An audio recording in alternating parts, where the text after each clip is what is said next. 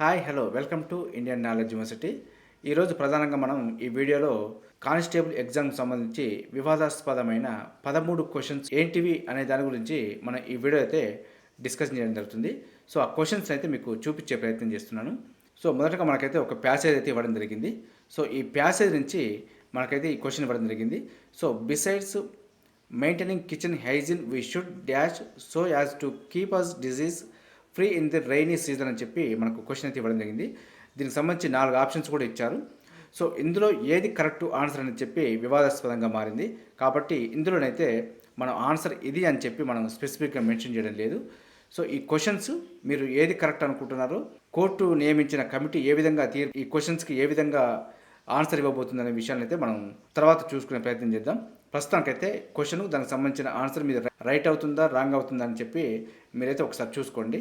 మరొక క్వశ్చన్ చూసుకుంటే సో మనకు ఓడరేవు పేరు ఆధారంగా అది ఉన్న రాష్ట్రాన్ని జతపరచండి అని చెప్పి ఇవ్వడం జరిగింది.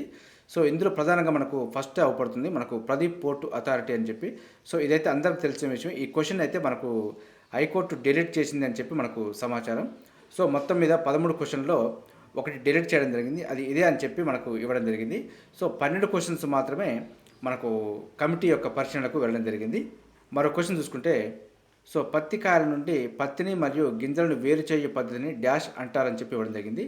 సో దీనికి సంబంధించి స్పిన్నింగు, జిన్నింగు, వీవింగు, నిట్టింగు. సో ఇందులో ఏది ఆన్సర్ అని చెప్పి కమిటీ నిర్ణయించవలసి ఉంటుంది. సో మనకు ఏ సెట్లో ఏ క్వశ్చన్ నెంబరు అనేది కాదు, మనకు ఈ క్వశ్చన్స్ ఏ సెట్లో అనేది చూసుకోండి. సో మనకు A set, B set, C set, D సెట్లో ఒక్కొక్క క్వశ్చను ఒక దగ్గర ఉంటుంది కాబట్టి పర్టికులర్ మోడల్ అని చెప్పకుండా మనకు ఈ క్వశ్చన్ చూసుకుంటే ఏ మోడల్ అయినా మనకు అర్థమవుతుంది.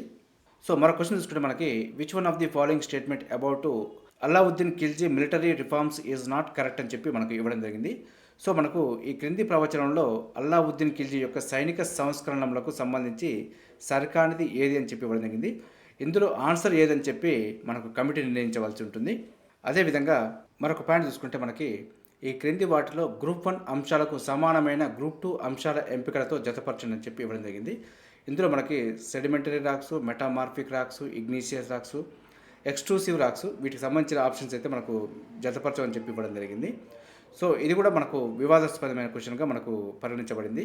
మరో క్వశ్చన్ చూసుకుంటే మనకు ఈ క్రింది ఖనిజాలలో దేనిని 100 డిగ్రీ సెంటీగ్రేడ్ ఉష్ణోగ్రతకు వేడి చేయడం ద్వారా ప్లాస్టర్ ఆఫ్ ప్యారిస్ తయారు చేయబడుతుందని చెప్పి ఇవ్వడం జరిగింది. సో ఇది కూడా కొంత వివాదాస్పదంగా మారింది. మరో క్వశ్చన్ చూసుకుంటే ఈ క్రింది ప్రవచనంలో ఋగ్వేదానికి సంబంధించి సరికానిది ఏది అని చెప్పి ఇవ్వడం జరిగింది. సో ఇది కూడా మనకు వివాదాస్పద క్వశ్చన్గా మనకు పరిగణించబడింది. సో మరో క్వశ్చన్ చూసుకుంటే డిఆర్డిఓ ద్వారా తయారు చేయబడ్డ అగ్ని క్షిపణి గురించి సరైన వర్ణన ఏది అని చెప్పి ఇవ్వడం జరిగింది.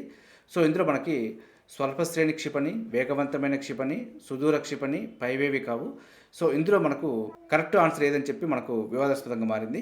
మరో క్వశ్చన్ చూసుకుంటే ఈ క్రింది వాటిలో బౌద్ధ మతానికి సంబంధించి సరికానటువంటి ప్రవచనం ఏది అని చెప్పి ఇవ్వడం జరిగింది. ఇది కూడా మనకు వివాదాస్పద క్వశ్చన్గా మనకు పరిగణించబడింది. మరో క్వశ్చన్ చూసుకుంటే తెలంగాణ రాష్ట్రంలో పులుల అభయారణ్యాలను గుర్తించండి అని చెప్పి మనకు ఇవ్వడం జరిగింది. సో ఇది కూడా మనకు వివాదాస్పదంగా మారింది. సో మరో క్వశ్చన్ చూసుకుంటే మనకి ఇతర వ్యక్తుల భావోద్వేగాలను మరియు వారు వ్యవహరించే విధానాన్ని మార్గనిర్దేశం చేసే సామర్థ్యాన్ని డాష్ అంటారని చెప్పి ఇవ్వడం జరిగింది. సో ఈ క్వశ్చన్ కూడా మనకు కమిటీకి అయితే పంపించడం జరిగింది. అదేవిధంగా మరో క్వశ్చన్ చూసుకుంటే మనకు కింద ఇచ్చిన 4 ప్రత్యామ్నాయాలలో 3 ప్రత్యామ్నాయాలు ఒక నిర్దిష్ట మార్గంలో సంబంధాన్ని కలిగి ఉండడం వల్ల ఒక సమూహంగా ఏర్పడతాయి. ఈ సమూహానికి చెందని ప్రత్యామ్నాయాన్ని కనుగొనండి అని చెప్పి ఇవ్వడం జరిగింది. సో ఇందులో మనకు బేర్, లయన్, జాకల్, టైగర్ ఈ విధంగా అయితే ఇవ్వడం జరిగింది. సో ఈ క్వశ్చన్ కూడా కమిటీకి పంపించడం జరిగింది. చూసారుగా, ఇవి మనకు కమిటీకి పంపించిన 13 క్వశ్చన్స్. ఇందులో కరెక్ట్ ఆన్సర్ ఏదని చెప్పి ఇప్పుడు మనం నిర్ణయించే స్థాయి దాటిపోయింది క్వశ్చన్స్కి. ఎందుకంటే మనకు కమిటీ ఏమనుకుంటుందో, దేనికి ఏది కరెక్ట్ అనుకుంటుందో, ఏది రాంగ్ అనుకుంటుందో అదే ఫైనల్ ఆన్సర్ అవుతుంది.